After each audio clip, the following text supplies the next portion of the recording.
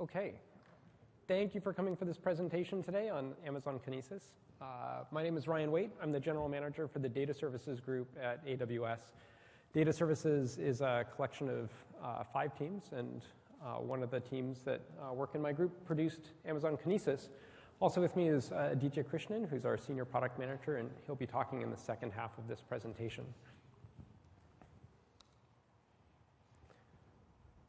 So in today's talk, we want to talk first about why we built Amazon Kinesis, what motivated us to build such a service, because Kinesis is a little unusual for Amazon. It's a service that we built for ourselves rather than in response to customer feedback. And we realized it was a great service for our own internal uses and something that we wanted to release to the public.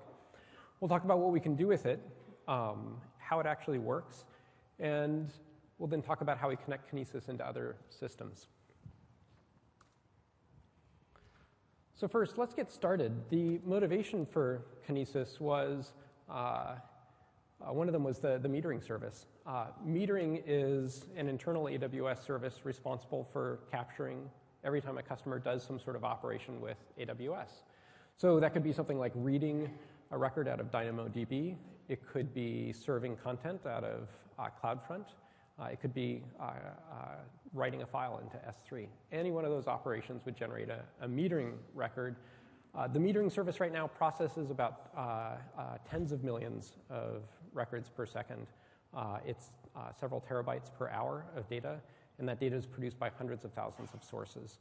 And we have a set of auditors that are computationally as big as the metering system itself that guarantee at the end of every month that we've processed every record that was received by the metering system. And part of what was going on with metering was as the record set keeps increasing and as this data gets bigger and bigger, we were struggling with how do we build systems that will be able to keep up with that. Another service that I run is our internal AWS data warehouse. And the data warehouse inside of AWS is used to power our business decision making. It runs hundreds of ETL jobs every day. We load from millions of files every day. There are hundreds of thousands of files per load cycle, hundreds of daily users, and hundreds of queries running every hour against our data warehouse. Both of these services were services that are run by data services and kind of got us thinking about how we could do better in terms of data processing. Let's talk first about metering, though. The metering service had a pretty simple architecture.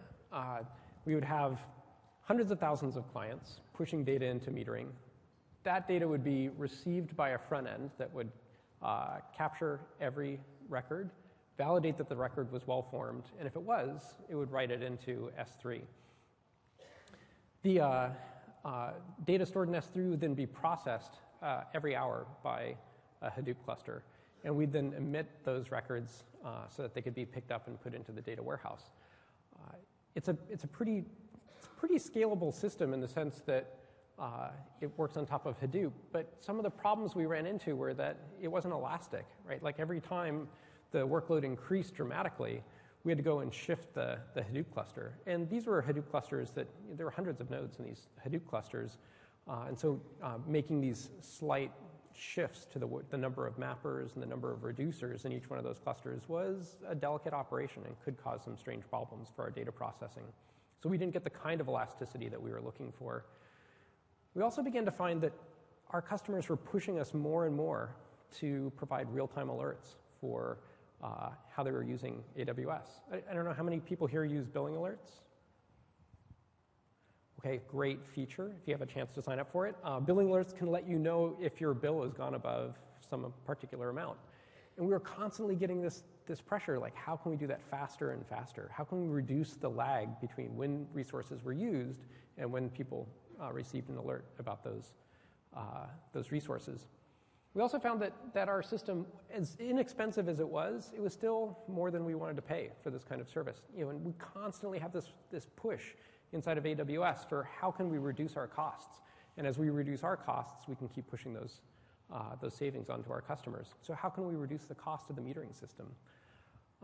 And then finally, the metering system is dependent on S3, and S3, as powerful and great as it is, it's an eventually consistent storage system, which meant that when we went to read files out of S3, sometimes they might not have replicated there due to eventual consistency issues. So those were all pain points that drove us to think a little bit more about how we could do better. And kind of our big moment, our big transition was realizing that the old requirements that we had for metering and the data warehouse and a number of other services were not the correct requirements going forward. We began to realize that we actually needed to make decisions faster. Like, how could we actually do some of those decisions in real time as the data was arriving? How could we make those changes? The second thing is we need the entire system to scale elastically. So instead of us making changes to our front-end hosts or changes to our Hadoop cluster or changes to other components in the system, how did we set up something where the entire pipeline was able to scale elastically with this data load? Finally, we wanted to make it easy to keep everything. Like, part of what was tricky for us was that capturing data is still a little bit difficult. I mean, like, imagine that you want to capture every single log entry coming off of your servers, right? Or every single piece of data emitted by a mobile game, or every single other piece of data that is being continuously generated.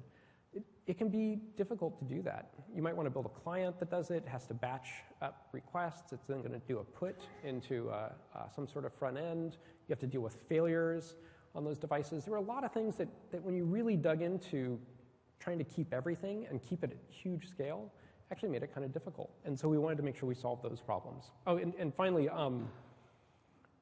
with the metering pipeline, we were beginning to see that multiple applications wanted to process that stream of data that was coming out of metering.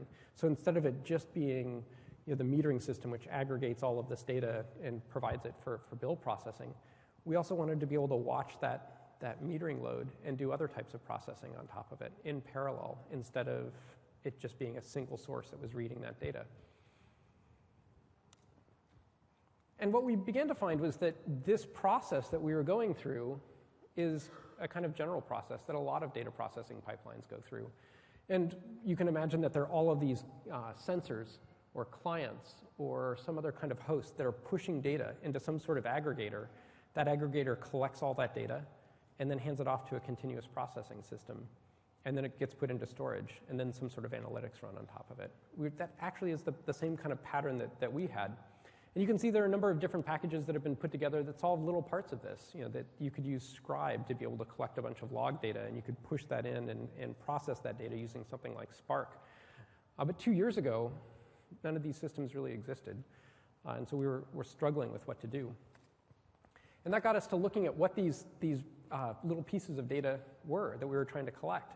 And so here you can see what a metering record looks like for AWS. It's a very short record. There's the name of the person or the payer that is using some sort of resource like S3, and what kind of usage they had. Might have been bandwidth. They were putting some data in. You can see how much data was put in there and when they did it. You might also see stuff like the common log entry here. This might be coming off of a web server, right? There's a syslog entry. There's a NASDAQ OMX record if you were watching trading data that was being emitted continuously from a service like NASDAQ. And then an MQTT record, which is a format used by very small Internet of Things type devices, not things like our cell phones, which are kind of pocket computers, but like tiny little devices, right? Little sensors emit these little records, and they use a format called MQTT. The point across all of this is the records they're tiny, right? I mean, they're little tiny records. They're oftentimes less than 1K. But what makes up big data is hundreds of millions or billions of these types of records. And so we were trying to figure out how can we capture all of this data, all of these tiny puts. And so that got us to thinking about building a new service. And the new service would take a different tack from the batch processing systems like Hadoop that we'd been using in the past. Instead, we'd switch to a continuous processing model.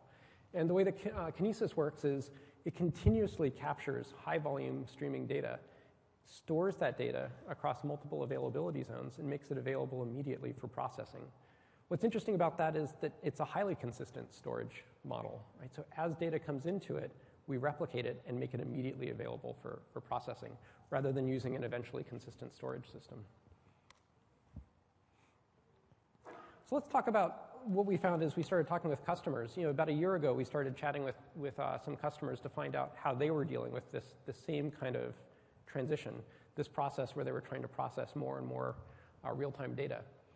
And what we found was that there are kind of three phases that customers went through. The first phase was, you know what, I'm just trying to capture everything. I'm just trying to get all of this data as it's being produced, capture it, maybe I aggregate it, I might do a little bit of light transformation or cooking of that data, and then I'm going to store it somewhere.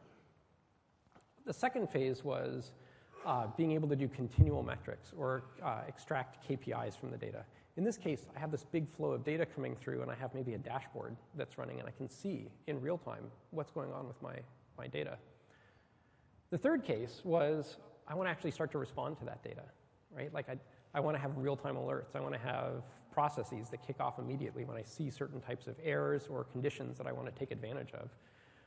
And those three cases played out again and again. When we went and talked to software and technology companies, there was a lot of stuff with, I have logs that are being generated by servers. I want to grab all of that log data and ingest it and store it somewhere where I can do log dives. As those companies got more comfortable with streaming data processing, the next piece was setting up IT and operational metrics. And then after that, they wanted to really build some operational intelligence on top of that log data. But they went through that same process, those three steps. We saw the same thing in digital advertising and ad tech companies where they had tons of clickstream data that was being produced. They wanted to capture all of that data and then be able to go grind through it using stuff like Hadoop clusters. But after they became comfortable with that, they then wanted to start doing things like watching real-time metrics. Like, hey, how are these campaigns doing? Are we getting the kind of yield on a particular advertising campaign that we'd hoped to get? And then the next phase was being able to do real-time analytics and change the way that those advertising campaigns were running in order to get the highest yield. I won't go through all of these, but you can see that there's this pattern that began to emerge as we talked with customers, one right after another, the same kind of process. First, collect all the data, then start to run some sort of dashboard on top of it, and then start to respond in real time to the data set. And that was true for us, too.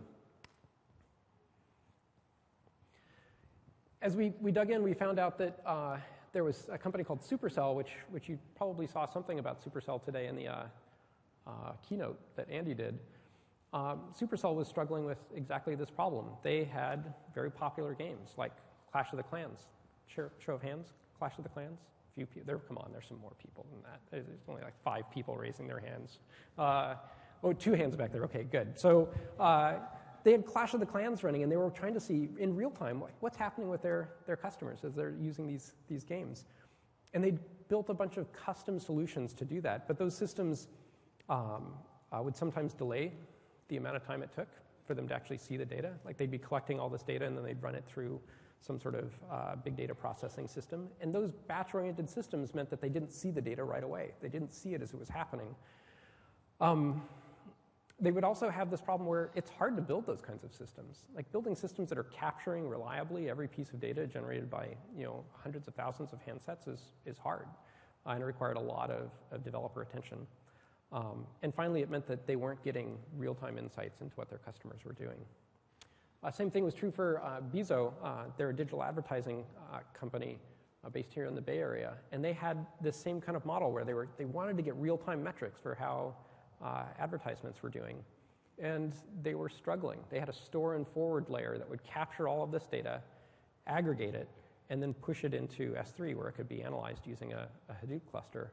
But again, it meant that they were batch-driven, right? They weren't getting this kind of real-time analytics working. And what they wanted was fresh analytics on their data. Like it's really powerful when you can go to your customers and show them right now what is happening with your advertising campaign. So before Kinesis, this was kind of the technology solution set that customers had to work with. You could pick something like Kafka or Flume, Kestrel, some sort of MQ solution as a way to be able to capture all of that data as it was being generated.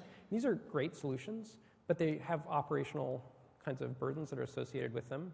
Or you could do it yourself, right? You could set up a bunch of EC2 hosts. They're going to capture all of this data. You're going to load all the data into EBS. You're then going to batch it up, push it into maybe a queue, or push it into S3, and then process it using EMR. Again, we can see that in going down any one of these paths, you had a lot of flexibility. Like, you got to choose a lot of these different components, but it also meant that you had a lot of operational complexity as well. Like, operating these systems is not trivial, right? It requires a deep understanding of distributed systems and the ability to understand how to diagnose failures in these clusters of servers. It also means that you have to purchase a lot of hardware and go through all the same kinds of IT training that are required to run these complex systems. It's a lot of heavy lifting. And we looked at those same kinds of problems and we thought to ourselves, wow, that's not what we want to do. Right? We don't want to have to set up those systems all the time and maintain them. So we thought, how can we do this better? How can we kind of innovate our way out of this problem? And when we broke it down, we realized that there were two big components that we needed in a real-time processing system. The first thing we needed was real-time ingestion of data. We needed something that was highly scalable, that was durable, elastic, and would enable us to replay data in order. Like, the ordering of records had to be consistent as we were ingesting all of that data. Second thing that we needed is a continuous processing model. So as this data is being pushed into Kinesis in real time or pushed into some sort of system in real time, we needed a system that could process that data. And that system had to keep up with this flow of data. Like, the hard thing about real-time processing is you can't fall behind. You have to be able to keep up, right? If you crash, you have to recover right away and then catch back up with that flow of data. So we needed something that could deal with load variances as the load increased or decreased. We also needed something that was fault tolerant, that had some sort of checkpointing mechanism. So if, as we were moving through a stream of data, we could checkpoint along the way, and if we failed, we could recover, right? And pick up from that last checkpoint, that last point. It had to be elastic, because we do have workloads inside of Amazon where the amount of processing that's going to be done is not always consistent. In fact, sometimes there are huge spikes in the amount of data that are generated in some of our services, and so we needed to handle that kind of elasticity. And finally, multiple applications need to be able to process data in parallel. As we looked at our own workloads, as we looked at our customers' workloads, we began to see this process emerging where you have a stream of data and you have a bunch of processes that are going to read from that data. So that brings us to the way that we decided to build Kinesis. With Kinesis, and this is a very simple architectural view of Kinesis, you can have millions of sources producing hundreds of terabytes of data per hour. Right? We had to think about where were we going to be in a few years from now? How much data are we going to be processing? All of that data is pushed into a front end, which is an internet accessible front end that will authorize and authenticate every request as it's coming in, and then replicate that data across multiple availability zones. And this means that even if we were to lose an entire data center, an entire availability zone, that data would still be available to us for use. And then those services produce data in an ordered stream. And again, consistently ordered stream. Every time we read that stream, it will read the same way. It'll be the same order every time. And from there, we can plug multiple applications into it. The most common case that we run into, as we talk to customers, is just capture everything. Right? Grab all this data that's coming in, aggregate it, and archive it into something like S3. The second thing that we wanted to do is run real-time dashboards, right? Some sort of metrics or alarms that are reading off of that data. We also do a lot of machine learning work at Amazon, and the ability for us to be able to run machine learning algorithms or sliding window analytics was also important. To be able to look at a window of time in that stream and make decisions based on that window of events. And then finally, we want to be able to push that data into something like Hadoop or a data warehouse where we can run all of the analytics later. So that was the architecture that we put together for building out Amazon Kinesis. The process as it comes through is very simple. A number of different applications can plug into it, and most importantly, it's incredibly inexpensive. Kinesis is 2.8 cents per million puts into Kinesis. And again, that's because it's optimized for tiny puts, right? These small streams or these large streams of small data that get pushed into the cloud.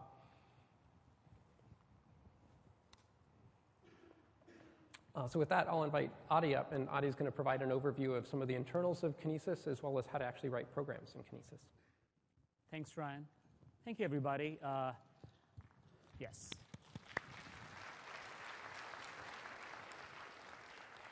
We've already inundated you with information today, so I'm going to do my bit and add to that a little bit more. Let's get into what does Kinesis look like from the inside. So as developers and architects, when you work with Kinesis, what can you expect? First, a few key concepts about Kinesis. One is the notion of a stream. A stream is a named entity that captures and stores your data. When you create a stream, you instruct Kinesis. You instruct Kinesis to give you a certain amount of capacity. And that capacity is expressed in the form of shards. So a stream, therefore, is composed of these units of scale called shards. Each shard provides a megabyte per second in, i.e. storage and capture of data, and can drive 2 megabytes per second on egress. So what this means then is that let's say you want to build out a stream that captures a gigabyte per second of data across all of your producers, which will be a massive stream by most, in most contexts. What you would tell Kinesis is, give me 1,024 shards. And in real time, Kinesis spins up the stream with 1024 shards, giving you a gigabyte per second in and 2 gigabytes per second out. Now, all data, on account of being this continuous processing system and delivering this ordered stream of data and providing you with this strongly consistent storage subsystem, the data within the stream and any shard is stored for a period of 24 hours, which means all of your applications have up to 24 hours to pull that data off the stream and take the applicable amount of processing. The next key characteristic is that you control the elasticity of the stream. At any point during its operation, you can effectively split or merge shards, which are the two API calls you need to increase or decrease the number of shards in the stream. You could do so while the stream is in operation, so while you're putting or getting data from the stream to consume it and process it. And as Ryan mentioned again, the entire stream processing model supports replayable reads. So at any point, your application can grab a cursor of the stream, rewind in time, as long as it's within the 24-hour window, and replay data in the exact same order. So streams and shards, some of the core concepts in building up your ingestion pipeline. But what does it mean to put data inside that stream? Now, in a few clicks, or using the APIs, or the management console, you've created your stream. But what does it mean to put data into that stream? You could be putting data from your log servers, your application servers.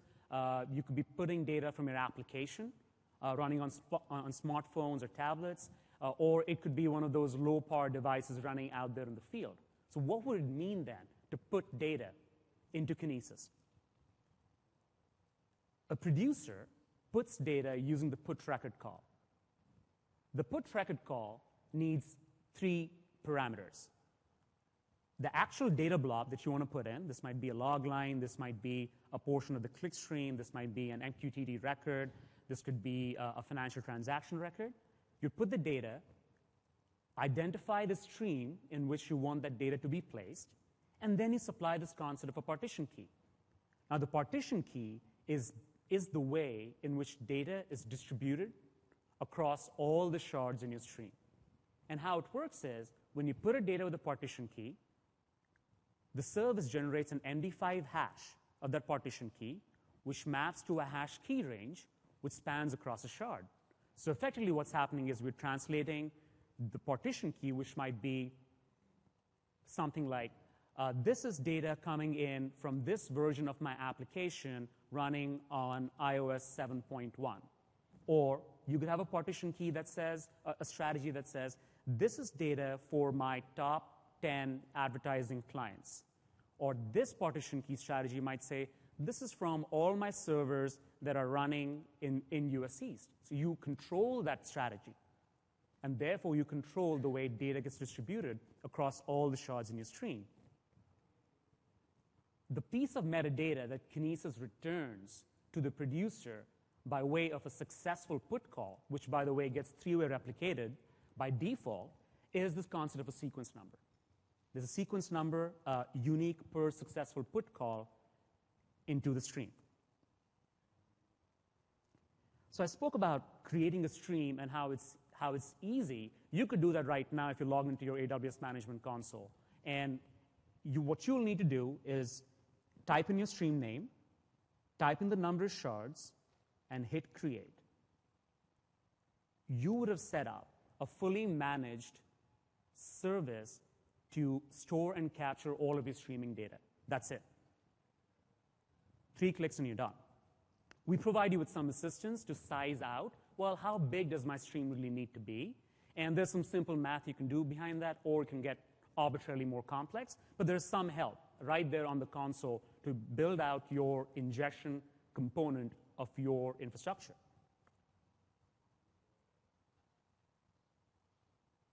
Writing to a stream is pretty easy as well.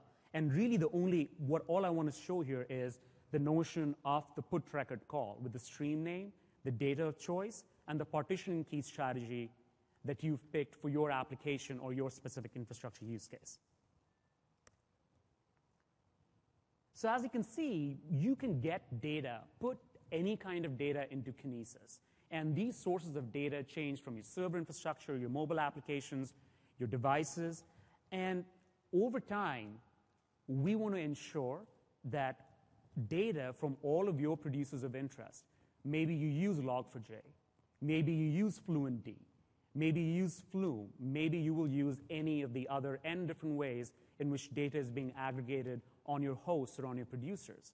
But having the ability to send that data in so that that device or producer no longer has to capture state and then immediately ingest that data and expose it for processing is one of the key parts of how Kinesis kind of makes this problem easier to solve. And that's about sending data. What does it mean now to read, consume, and process data from Kinesis? There are several options to do that. So if you look at starting from the reading side, you could use the GET APIs. You could use the Kinesis client library, which is a free open source library that the Kinesis service puts out, Java-based, that allows you to build your stream processing application. You could use the Kinesis Storm Spout to drive your Storm topologies.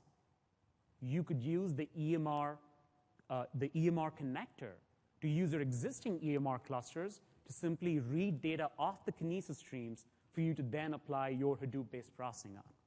Let's look at these with some more detail. Let's look at the Kinesis client library, which is an open source Java-based client library to help developers build their stream processing applications. The source is available on GitHub, and you could pull that down today and begin playing with it.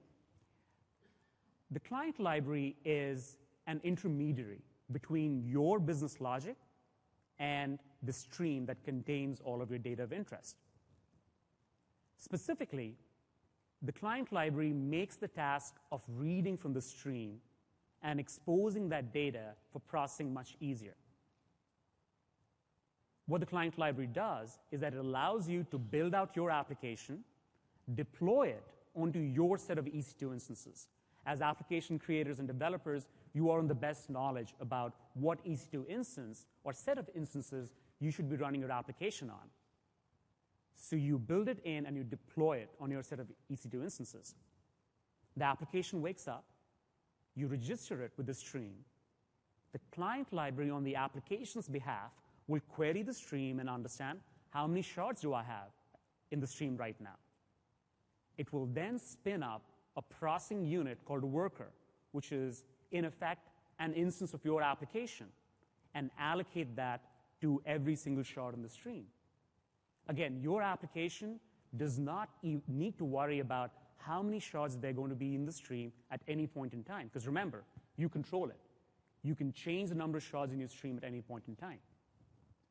The next thing the client library does is that as the number of shards in the stream changes, it will change the number of workers assigned to those shards so that there is load distribution and load balancing across the incoming stream performed on your application's behalf. The next key attribute of the client library is that it enables a checkpoint and replay mechanism. So you can configure checkpoints wherein the client library will keep track of which worker was processing which shard at any point in time. And this is powerful. This is powerful because things fail. And when things fail, the client library can bring up a new worker and replay the shard from where it was left off. So you get kind of low-cost, easy access to this at least once processing model via the Kinesis client library.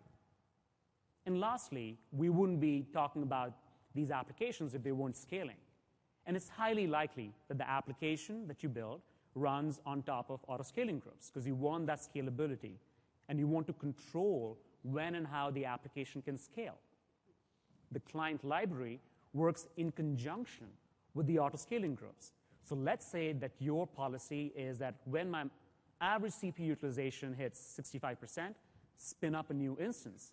The client library will notice that new instance coming up, spin up additional workers on that new instance, and load balance the incoming shards of data onto those new workers. And this is, again, scaling and elasticity that you get with the Kinesis client library while you're building out your application.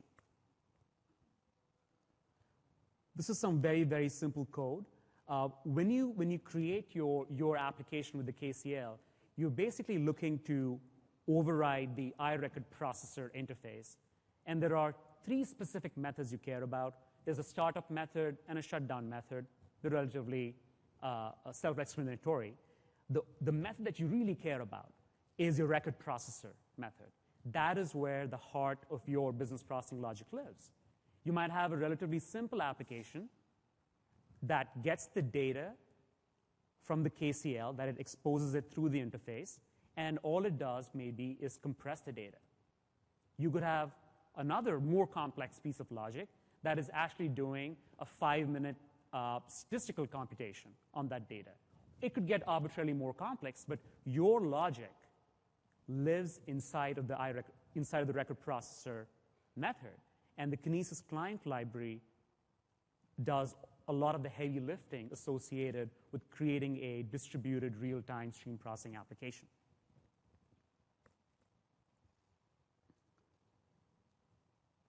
But there is more. There is the core Kinesis client library that helps you get your application up and running quickly. There is also available, again, free open source, and as Java, the Kinesis Connector library. The Connector library enables your KCL-based applications to move data into stores like S3, DynamoDB, and Redshift. It does so by exposing 4 interfaces that you can then override. These interfaces are the transform interface, filter, buffer, and emit. And these are just canonical portions of workflow that a lot of data processing applications typically have to undergo.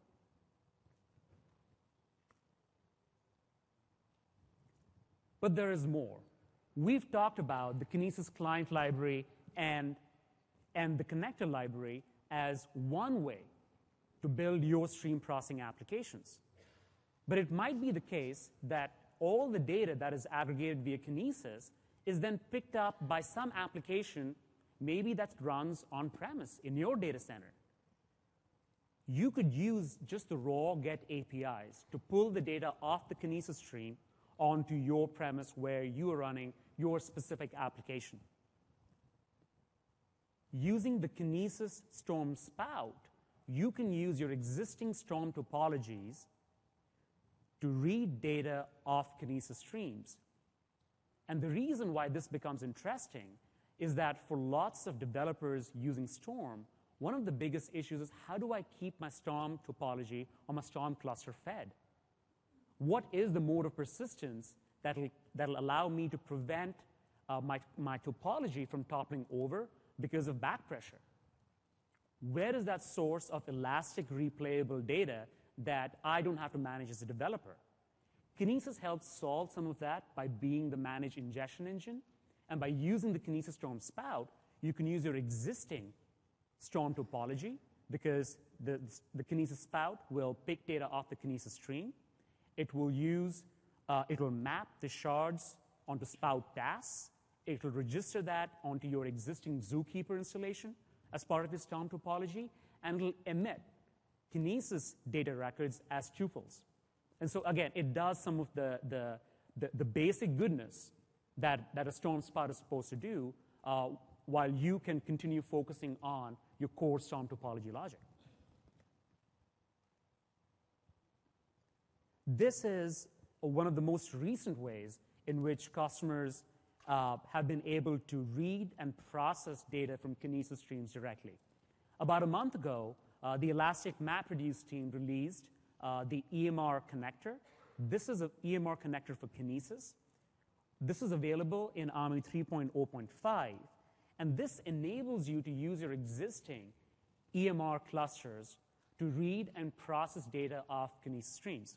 And you could do this today. You could download the Log4j appender. Maybe it's already there, or it's installed as part of your log servers. Start tailing those logs and put that data into Kinesis. You would need to create your Kinesis stream first for that, but as you've established, it's relatively easy to get there. You can then boot up your EMR cluster, and that cluster, when configured and pointed to your stream of choice, can start reading data off the stream, effectively converting it from a streaming model into a micro-batching model that Hadoop likes. And then, because they've defined Hive storage handlers, support for PIG, cascading, and MapReduce scripts, you can run your existing sorts of jobs in those different technologies onto your fresh data that Kinesis is bringing in. And this is exactly what they've defined. There's a Hadoop input format. There's a Hive storage handler. There's a PIG load function in case you're using PIG to do your ETL style of jobs on a Hadoop cluster. And there's a cascading scheme and tab. And what the core features of the connector are that help take away some of the issues in integrating a batch processing system with a streaming paradigm are things like defining the units of work, recasting the notion of a stream and a shard into logical names, creating checkpoints on your behalf, performing error handling, including service errors and retries, as well as defining the kind of iterations that you would map onto a Hadoop mapper job. And this is work that is provided and delivered as part of the EMR connector for Kinesis present in the ARMY 3.0.5. And you might wonder, well, what's the intended use case? Because we've been talking about continuous real-time processing with Kinesis. Maybe you want to build your application with the Kinesis client library, maybe use the S3 connector to archive data into S3. But there is a role. There is a big role for using services like Elastic MapReduce and the Hadoop stack in general melded with Kinesis. And very often, customers have big sources of existing data. A lot of that might be in S3. And they could use something like the EMR integration to join fresh incoming data with past historical data. EMR's kind of the suite of the Hadoop ecosystem can be brought to bear to write your own kind of filter and pre-processing queries. You could use that as the way to do more complex ETL and route that data onto things like S3 or HBase or things like that. So let's close the loop here. Ryan introduced both Supercell and Bezo, two different sorts of customers who are experiencing these pain points around custom-built solutions, batch-oriented flows, which meant that there was longer lead times to getting to insights. We noticed the lack of elasticity and scalability. And now customers like Supercell and Bezo have been able to incorporate Kinesis as part of their overall data flows and get to this continuous real-time processing model while still using services like S3, while still having the freedom and flexibility to write their own applications, their continuous processing applications running on EC2, and while including services like Redshift as part of their overall data processing pipeline. Exact same with the digital ad tech space. I know that especially this part of the country is pretty rich in all the great minds that are working in the broader digital ad tech digital marketing space, and it's been quite humbling, the number of customers in this space who've adopted Kinesis. And the value that they see is the exact same, which is I can now get all data of interest, advertiser data, publisher data, customer demographic data, ingest all of that in real time, start archiving that data, start doing the core sort of metrics that the advertising clients are looking for to understand how the campaign is performing, as well as begin to inform more interesting decisioning loops as to how should my RTB algorithm change now that I have this fresh data, now that I can potentially update that model in a period of hours as opposed to end of every day or end of every week. And so in this example, we've got Viso having one processing application stage that is doing continuous ad metrics extraction and driving a real-time dashboard. Another processing application is performing more longer-range statistical computations and then emitting that data into S3. Once in S3, that data can be loaded into tools like Redshift. So now your business analysts, your product managers, your BI folks can have access to that fresh data using tools of their choice. And of course, there is always this tremendous, enormous appetite. So let's start to kind of talk about what does it mean to use Kinesis and actually pay for the service. So as Ryan pointed out, it's a very low-cost service, and there are two dimensions of pricing for Kinesis. The first one is on the notion of shards itself. So shards are a unit of scale, a unit of capacity that are capturing, storing your data. On a per-hour basis, a shard costs 1.5 cents. That's dimension number one. And remember, you can increase or decrease the number of shards in your stream at any point, and the stream will elastically scale up or scale down to that request. The second dimension of pricing is the actual put requests. On the put request side, per million puts made into the service, the cost for Kinesis, the price that we expose, is 2.8 cents. So it's an incredibly low price, and the reason it is such is that it's optimized for these large streams of small units of data. So that MQTT record, which could be a few kilobytes in size tops, or the NASDAQ Fitch data, which is typically a few hundred bytes. A tweet, depending on whether it's been retweeted or has a picture in it or not, could be 2 kilobytes to 4 kilobytes. Lots of log data is a few kilobytes. And so what Kinesis excels at is those small puts, high frequency of puts of data, and by making the price really low, we could help onboard that data into Kinesis as easily as possible. Standard marketing slide about key benefits around using Kinesis. And we feel like lots of customers have seen these benefits come true for them. By making the creation and setting up of a stream really simple, by decreasing the number of shards at any point, there is a huge amount of administrative, undifferentiated heavy lifting kind of overhead that we've removed. The system as a unit end-to-end, being this continuous processing system, has been able to bring in the notion of real-time at scale. Again, as developers, you control the throughput of the stream itself. You can increase or decrease the shards, and you can get to as high of a throughput as you need for your incoming data needs. By integrating with data stores like S3, Redshift, Dynamo, and with other services like Elastic MapReduce, and with open source processing systems like Storm, you can move that data into all of those data stores and processing systems of choice.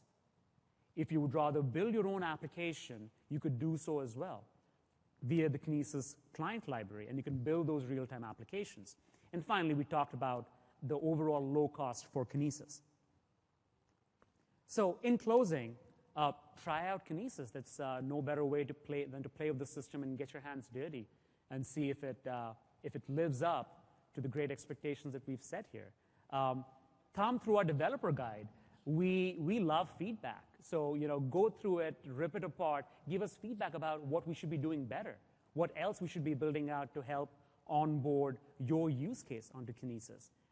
And then lastly, since Kinesis has been out now for about 4 months, starting November of 2013 at reInvent, we just had so much interest across developer types, across different kinds of use cases, and there's just a wealth of information on the Kinesis forum. So it's highly likely that your getting started questions are probably answered there. So give that a shot to just get a flavor for what people are doing with Amazon Kinesis. Thank you for your time, thank you for your patience. Appreciate it. Thanks.